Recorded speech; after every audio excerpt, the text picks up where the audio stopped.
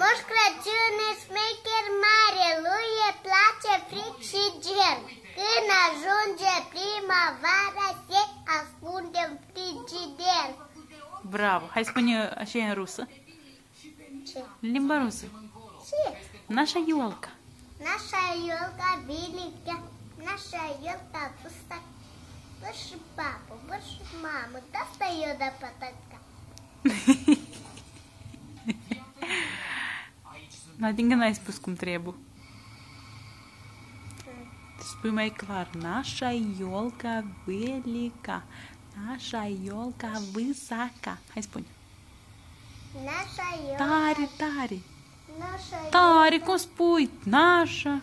Hai scoate ciurut. Наша. Hai scoate ciurut. Наша елка. Tare. Наша елка велика, наша елка